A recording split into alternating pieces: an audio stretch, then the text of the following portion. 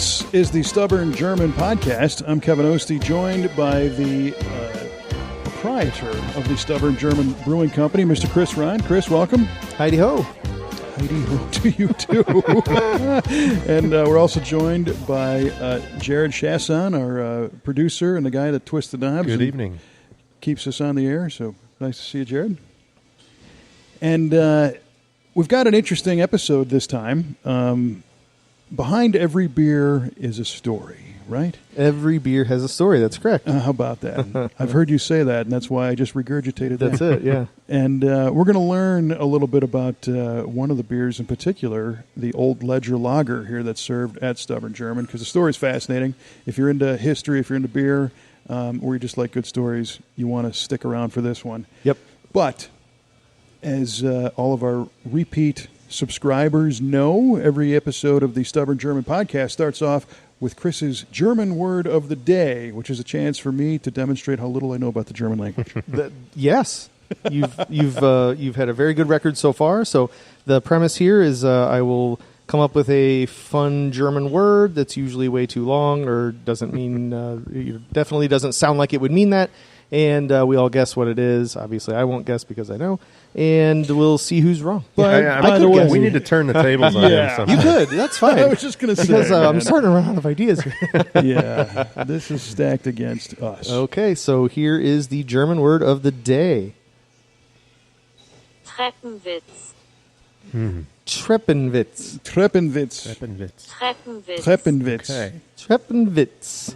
Treppenwitz. What You got any does ideas here, Treppenwitz? Kevin? Treppenwitz stand for? Well, you look like you're ready to spring, so why don't you go first? Let's see. Treppenwitz, I'm going to say something to do with a trip, traveling. Oh, A travel plan. Travel plan. Not man, bad. nice. Travel plan. Jared says travel plan. That's documented in Kevin? Treppenwitz.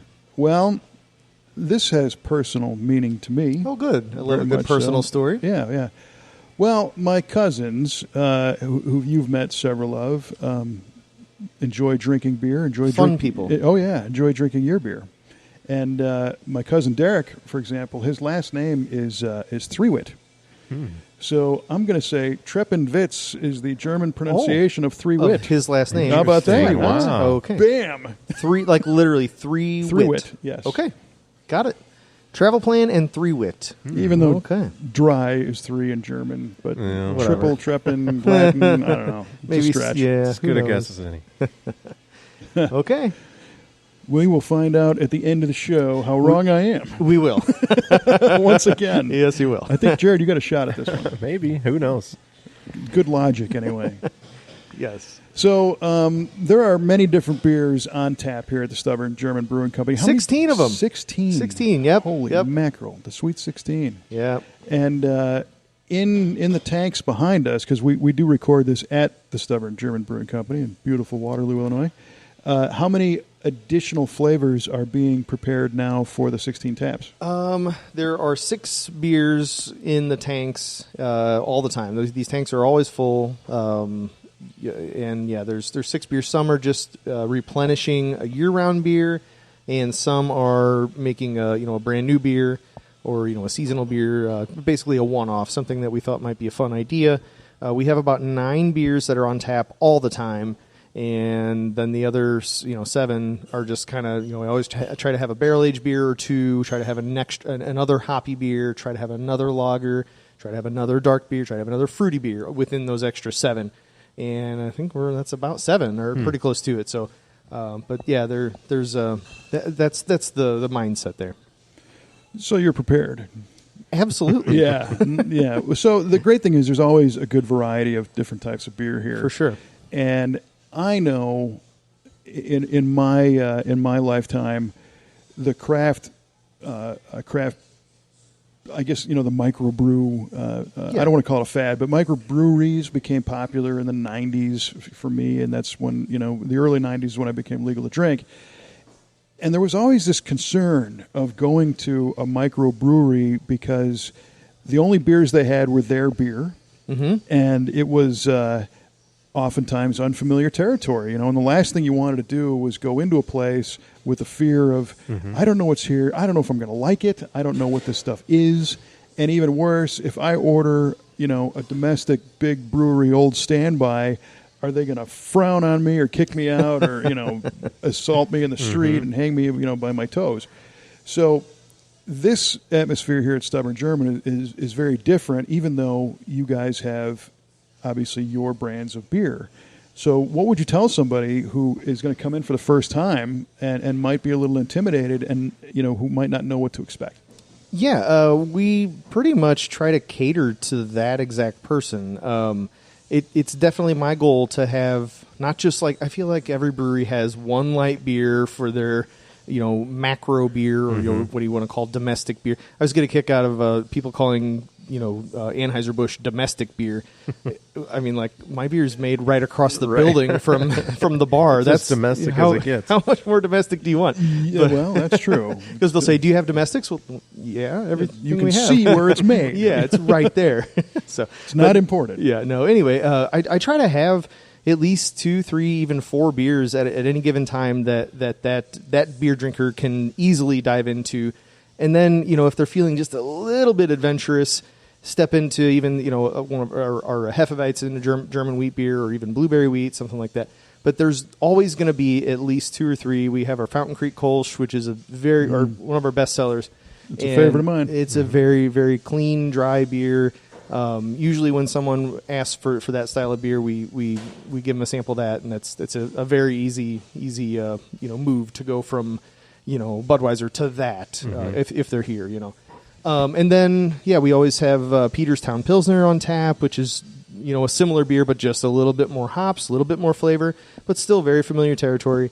And we always have Old Ledger Lager. So Old Ledger Lager has a really cool story, and that's kind of what this whole episode is about. But Old Ledger is based off of a recipe that we found in an Old Ledger. Yeah, right? It's the creativity that gets me. Yeah, I know. What are we going to call this beer? I don't even know. It's a lager. Where'd you find it? In the Old Ledger. George Carlin had a line about,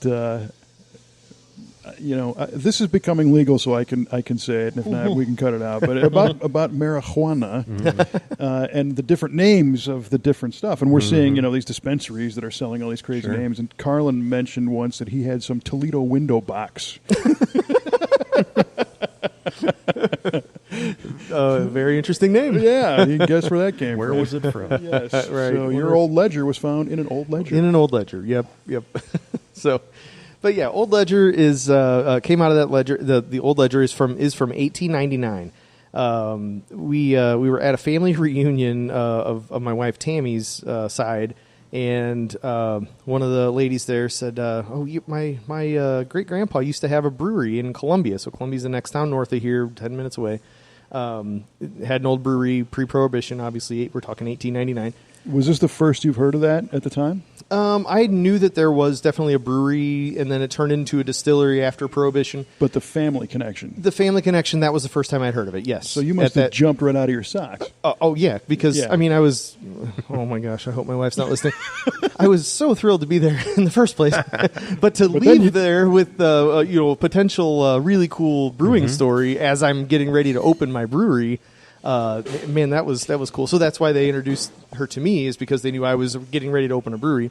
And she comes over. Yeah, my great grandpa used to run this brewery. It was the Old Monroe Brewery in Columbia, and then that again after Prohibition, the brewing end of it stopped, and they started the Old Monroe distillery, and they had bourbon there. They had a rick house behind it. It's really cool. And then now you see Stumpy's took over the Old Monroe name, and that's what the name of their bourbon. So, which is a tribute to Monroe County. Yes, where all this is. That's right. For our listeners in Uzbekistan and aren't from here. Yeah. We're huge in Uzbekistan. Dynamite, yeah. But I was fortunate enough to get the Ledger on loan for, I don't know, I had it for probably a month, I would say. And so she still had this? Yeah, it was in her attic. In the attic. Yeah, she's like, oh yeah, I have his book, and it's got all kinds of recipes. And do you know about what time period they stopped brewing beer? You said after Prohibition, but I mean, yeah, was it like 50s or? So I think Shoppy only owned the brewery there for a handful of years. Wasn't even 10 years. I believe he also had some involvement in the brewery that was in Millstadt at the same time. But it changed hands a few times. It was Gunlack. It was the other name escapes me. But and his name was Shoppy. What was his first name? Leonard Shoppy. Leonard Shoppy. Yep. And Brewmeister. Brewmaster. Nice. He was a master of his craft. And he was, because you should see the notes that he took and the drawings that he had. I mean, you're talking, so 1899, like he's got pictures of really crude ways to do refrigeration, and he literally has the log of how much money he spent in ice from the ice company in East St. Louis, and payroll for people, in pennies, and it's just crazy. That is cool. Yeah, among all these recipes. So I grabbed a pen, started writing down on a different piece of paper, not in the ledger. Look at the highlighter. Every page number that had any writing on it whatsoever, and we took it and made copies of it. And then we actually took pictures of it as well. So we have pictures of every page that had anything on it. There were some blank pages, I guess room for expansion. Mm-hmm. And then we gave it back and said thank you, and asked if we can make one of the beers and have a. And she's like, "Oh, that'd be so cool!" Yeah. So we make Old Ledger Lager. That's the beer in the ledger that he called bottle beer. So again, just the beer that they would bottle. That's their everyday drinker. That kind of like our Stubborn Fest here. That's their standard. So this is it's a portal back in time. Absolutely, right? Yeah. Because you have resurrected the recipe. And if you get really hardcore, it might be fun to use the same technology to brew it. Cubes of ice and all the rest. Right. I'm not saying you need to do that. I don't know if we're going to go that far. What I always thought was interesting, and when I was a kid, before I knew much about science, not like I do now, but I always wondered, like, when you look at something, the blue that you see, is it the same color blue that I see, right? Right. And when you taste strawberries, am I tasting the same thing you are? So 100 years ago, when they were drinking beer, is it similar to what we drink today, or how has it changed? And now you know. Right, yeah. I mean, within reason. So obviously the equipment has changed for sure. The ingredients, and I'm sure the quality of ingredients has changed quite a bit from what he was able to get. Right, you'd have to harvest your own stuff. Yeah. Grown with, an ox plow and right, to get the exact same. Right. I know. So it's the best that we can do with the information that we have. Sure. Basically. And I always think of it this way: like if Leonard Shoppy were alive today and brewing beer, would he still make it that exact same way, or would he try to make it the best way that he can today? Of course, he would try to make the best beer that he can. Yeah, nobody's giving you a hard time about this. But I always feel like you are, Kevin. I feel like I have to justify it all the time. Like, well, I didn't use the same boiler setup with the log fire and all this. Yeah, and today we are in a time where a lot of people are looking back at previous technology, listening to vinyl and cassette tapes and stuff, trying to recapture that authentic experience. But the reality is, digital music sounds pretty darn good. So in your case, the technology of today is going to make for probably a far superior beer.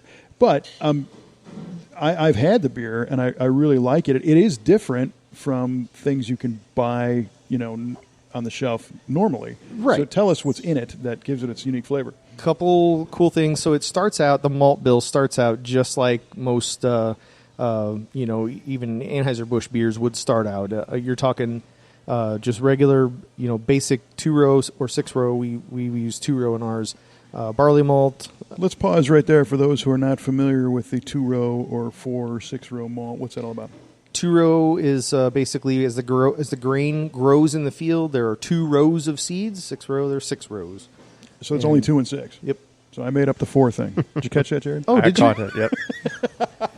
Well, no, there's no 4. It sounded Come on. smart when you said it. I don't know. Well, that's half the battle, is sounding smart. And Four row. so that's a you know where this comes from, Chris? A 4-row radiator, which is in my world in the classic car thing. Got a 2-row or a 4-row. 2-row, 4-row. Car Yep. has air conditioning. It's got a 4-row. Yeah, you should do a 6-row I radiator. should, you know? Yeah. Bam. So Take some advice from the barley. That's but it. yeah, so it starts with that regular basic barley malt, nothing special there, and then some corn. And so I always figure that they're probably importing the barley, probably using local corn. I try every time that I make Old Ledger to make it even more authentic, as authentic as I possibly can. I haven't quite gotten to the point where I'm using local corn, but it is right around the corner.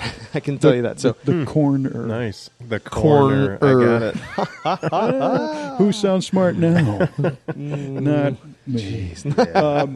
So what's the challenge with the local corn? Because a lot of the corn that's grown around here is, feed corn or different kinds. Yeah, and honestly, it's more of a.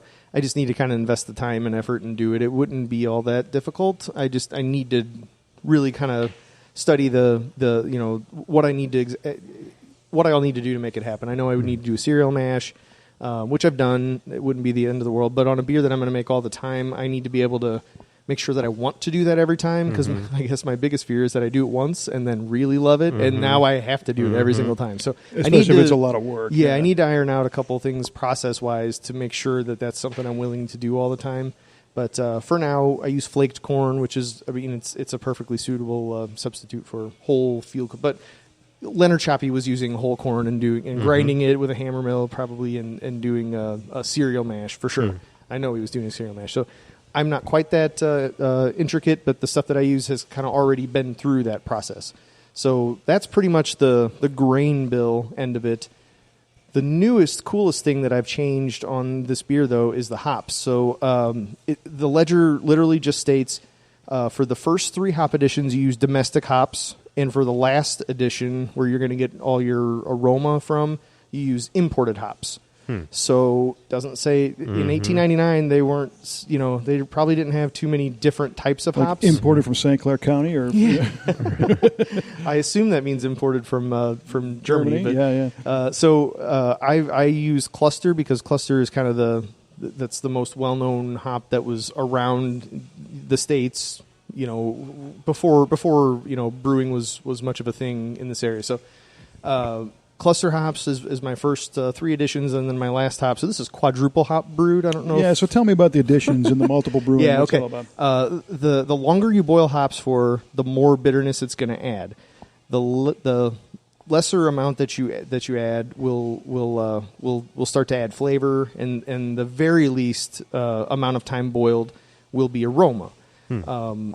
So basically, it's got they call it like a 60-minute hop addition. So that's going to be all bitterness.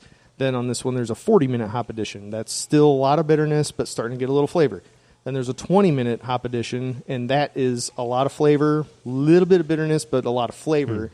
And then there's what would you call a knockout or flame out addition of you don't even boil it. You just put them in at the end of the boil, and that's all for aroma. So that's the imported. So I use Saz hops from the Czech Republic on that, and then I use Cluster for the other 3, because that's domestic. So what I found, though, as I was digging into our Shoppy Fest that we'll talk here in a minute about, I kind of rediscovered the ledger underneath my bed, and or the copied pages, and started looking through, and basically I see where he brewed a batch of bottle beer on this date in 1899, and it says that it says NY hops, so New York hops for the and then it Maybe it was not your hops. so it could have been that. Not your hops. But now Google is my friend. I don't know if you knew that or not, but Google is my friend. So I Google Especially in German words. Yeah, absolutely. So I Google New York hops, basically, just pre-Prohibition New York hops, to kind of go that route and find out that New York was basically the Washington and Oregon of pre-Prohibition times. So right now, all of your good juicy fancy hops that all the IPA breweries are using are grown in Washington, Oregon. That's your citrusy, piney, all kinds of crazy flavors. But back then, it was New York. So it says New York hops. That's obviously where he's getting his hops. So I do a little more Googling. Again, Google is my friend. And I find out that there is the New York, I think it's called the New York Hop Guild, and I buy some cluster hops grown in New York. So bingo, that's what we're using the same hops. Yeah, I mean, it's got to be of as close as I can buy these days of what he would be buying. So nice. Yeah. So very cool. Now, a little bit more authentic than the last batch. And it tastes awesome. It does, by the way. taste good. This new batch is great. Yeah, it is good, and it's cool because you can come here to the Stubborn German Brewing Company, and some of the artwork on the wall are framed copies from the ledger. The recipe that we use for Old Ledger Lager is literally hanging on the wall. Yeah, you can come visit and scrutinize this for yourself and see that how detailed the notes were from Shoppy. What else did he include in the ledger? Did he include like successes and failures? Don't start a brewery. It's a don't start a podcast. Don't start a podcast. Whatever you do. No.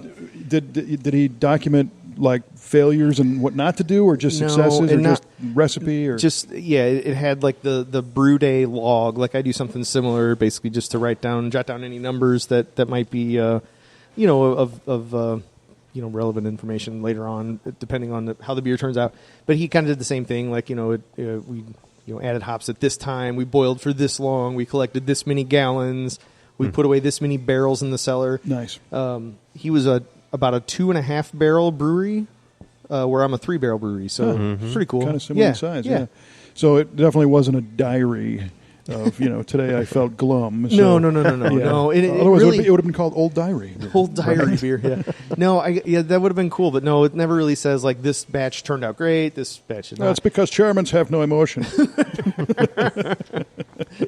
Now, did you say no feeling? Right. You've been brewing Old Ledger from the beginning? Yeah. Okay. So we I did. guess I thought it was more recent. I took some time off. Okay, that's why. I guess. Another quirky thing about the Ledger. This is new Old Ledger. Right. This is new Old. It really is. New Old Ledger. The original batch. So okay. Back up just a little bit. The Ledger literally says, for that corn, it says use rice. If no rice is available, use corn. So okay. we're real particular on consistency, I guess. Back then, I don't know, but so I used rice originally for the first bunch of batches, and I always had issues working with it. Never really would convert in my mash tun.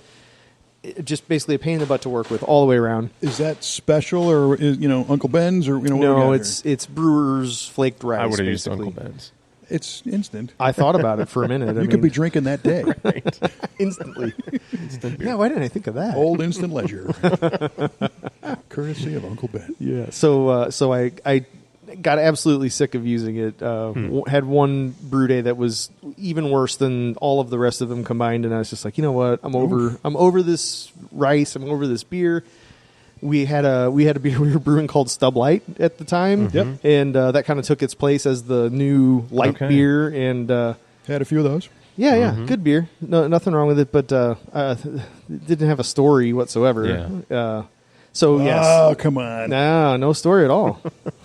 I mean, you might have a story after drinking them. But. We'll figure something out.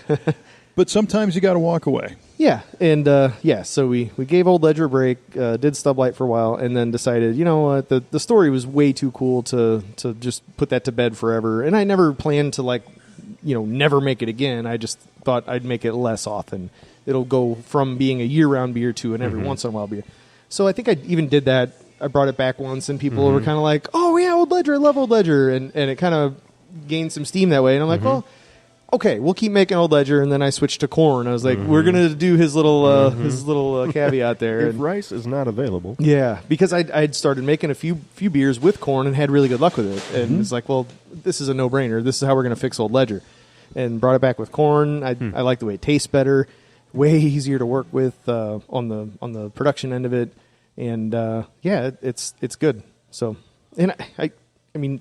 Who's growing rice in Monroe County? Right. Plenty of corn. I got to think sure. that he was using plenty of corn as well. So, do you find it to be one of your more popular beers? Yeah, we do. Yep. I mean, again, it's one of those light beers that it's one that we recommend to people that are looking for a super light beer, and because it is super light. But those hops that I talked about, the New York cluster hops, they're just so unique. They've got a nice kind of like a earthy kind of a thing going on. Really cool.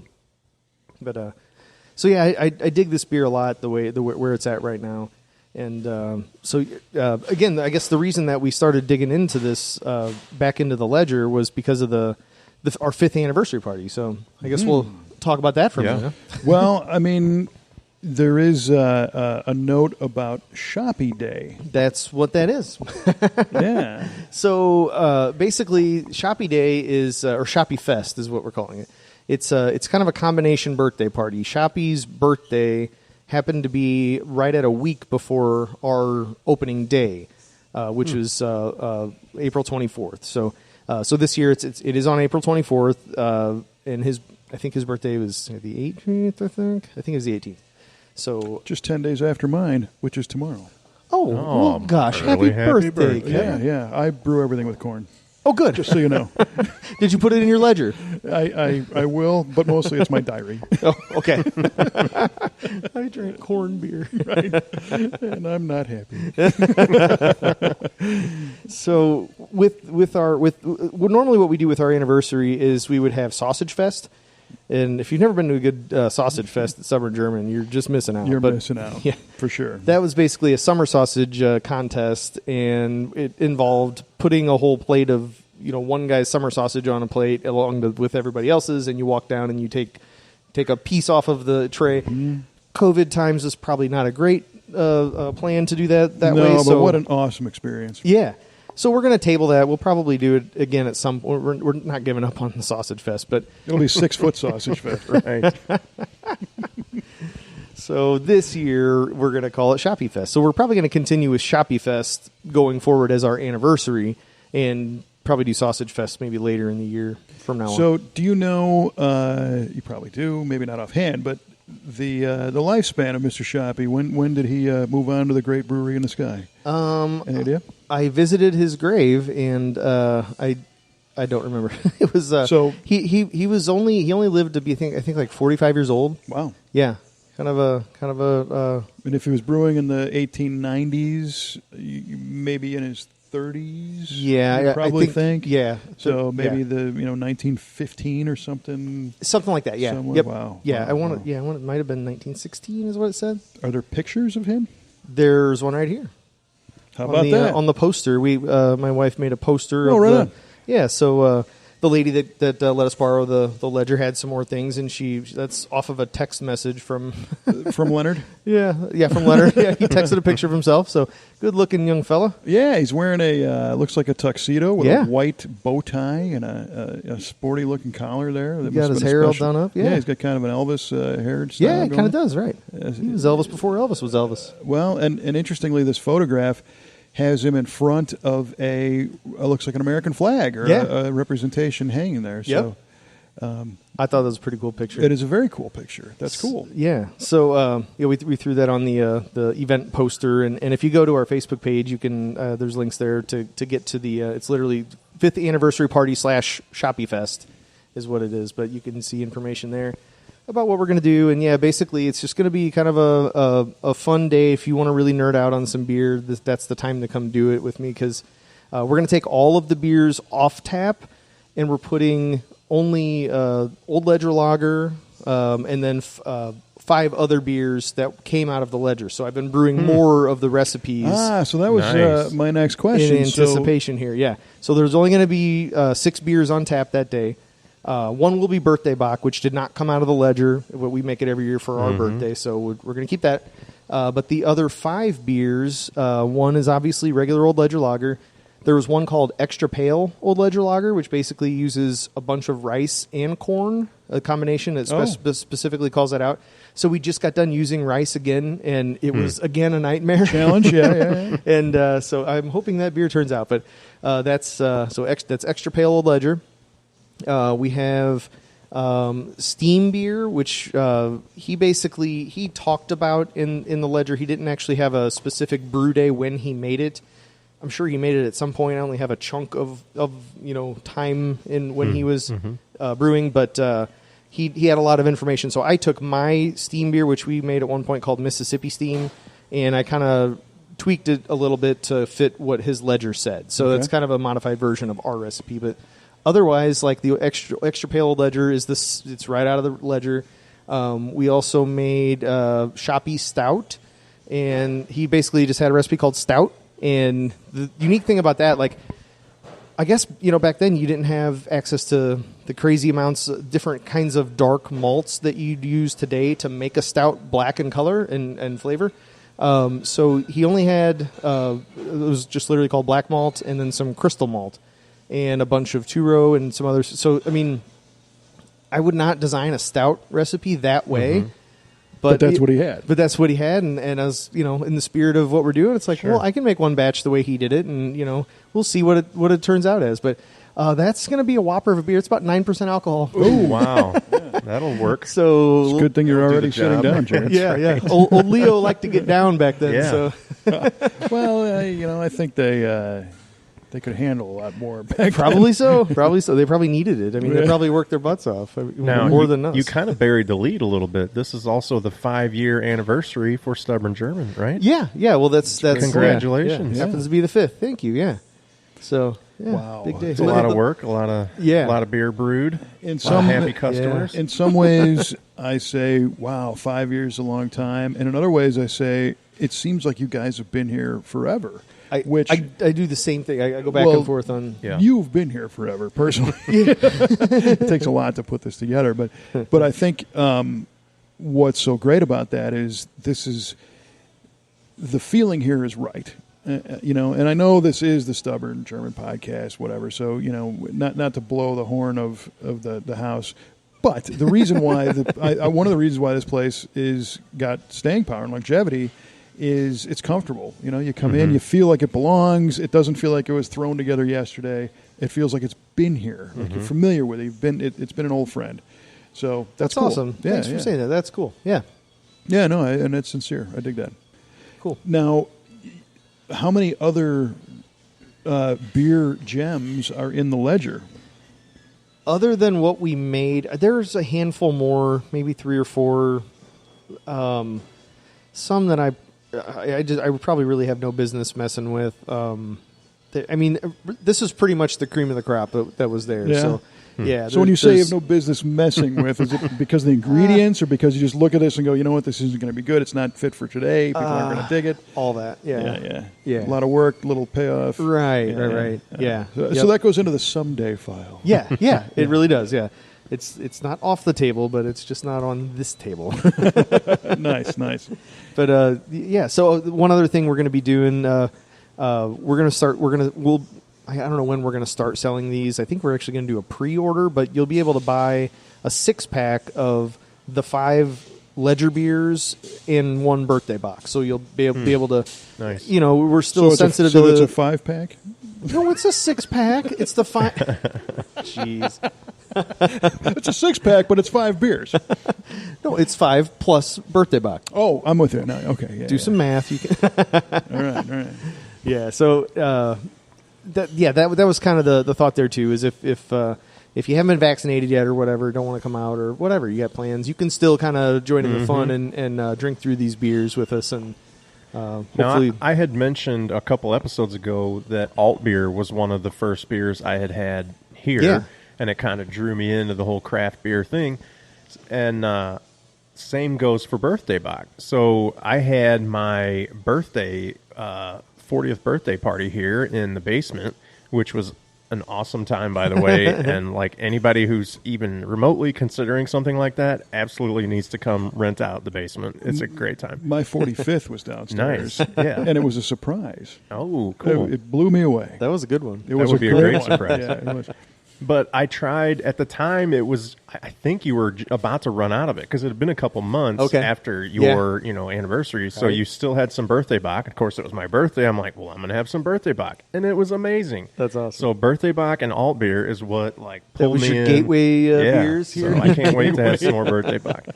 That's awesome. Well, I had Old Ledger early on, and I feel like I'm kind of fortunate because Chris and I we've been buddies and we've been in social situations to where we've been able to spend time and talk about this stuff. And I learned a lot of these stories, not to the depth that we went into today, but shorter snippets of the story. So I was intrigued. I wanted to try it. That I heard about it, and I think as we sit here and I look across the bar, and you've got your kind of logos up on the wall. The Old Ledger Lager, from what I can see here, has the name Old Ledger Lager, a little sentence underneath that I can't quite make out because I'm not close to it. But it doesn't have the story of Shoppy. I think it says original 1899. Oh, you cheater! It's right behind us. It's 2 feet away from It's me. right behind him. So, if I didn't know from Chris and then go over and discover the artwork on the wall of the actual recipe and everything else, I think that's one of the benefits of this particular podcast, is to be able to share these stories so that when somebody comes in, they can go, not only can they satisfy their curiosity of saying, hey, I heard about that old lager, now I want to try it, or they can be a hero to their friend and say, hey, you want to know what Old Ledger's all about? I can tell you. Here's the story. Right. It's tough to, we tried to sneak that into the logo, so at least, if it's busy in here, the bartenders don't have time to tell the story of every single beer. Right. So I know 99% probably of the people that come in and out of here have no idea that that's what happened. That's the story behind that beer. But hopefully, even if they don't know the story, it tastes good and they like it. So yeah, and unless you have an aversion to old stuff, now you want to try it, right? For sure. Yeah. So I hope in future episodes we can dive into some of your other beers that have these kind of stories. Actually, this is the only one that has a good story. There are no stories. Well, you said Stub Light has no story, but I'm sure there is. There actually is a good story there, too. See, I know. And it might not be a 122-year-old story. Right. Like Old Ledger. I feel like the story should be that there's always somebody that comes in here and asks if you have Bud Light.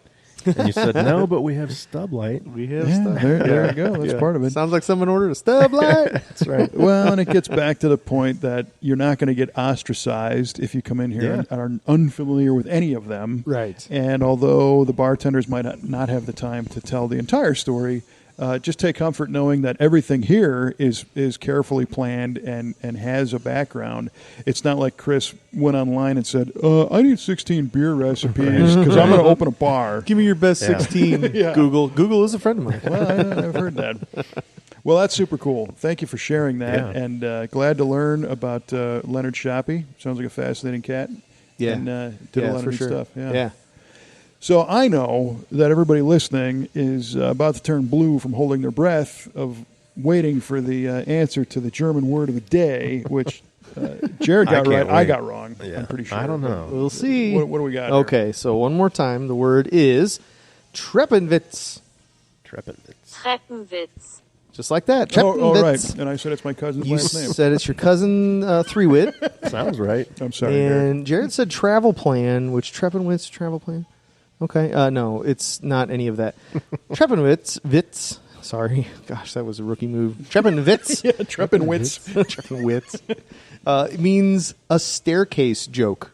Of course. Staircase joke. They have a word for staircase joke. What is that? Excellent. Well, because there's a lot of those in Germany, apparently. A lot of staircases, a lot of jokes. Very humorous. It reminds me of a couple things. There is a, the joke of how many Germans does it take to change a light bulb? How many? It's one, because we know how to do it and we do not have humor. But, the other thing is Mel Brooks did a comedy routine called The 2,000-Year-Old Man. And in that it was from the 50s, and in that recording series, he talked about the word staircase.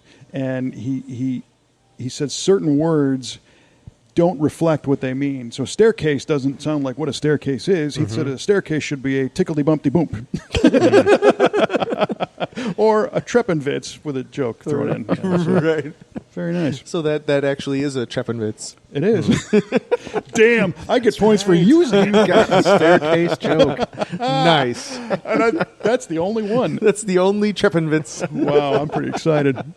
Nice work. Whatever's in this glass here works. Ezra Brooks, 99. Oh, yeah, that's the bourbon of the week, right? That is. Because it's not just beer here at the Stubborn German. Got it all. Yeah. Well, this is a good episode. A lot of fun, guys. Yeah. I appreciate it. If you listen to this and you dig it, click that subscribe button because you'll get informed of whenever the next episode is. Tell your friends. Tell your friends. Share it on social. Go to the Stubborn German Facebook page and share that. If you have questions for Brewmeister Chris, you can contact him through the Stubborn German Facebook page. And rest assured, Tammy will answer. That's right. Tammy will say, "Hey, Chris, someone wants to know more about Old Ledger. What do you want to tell them?" Exactly.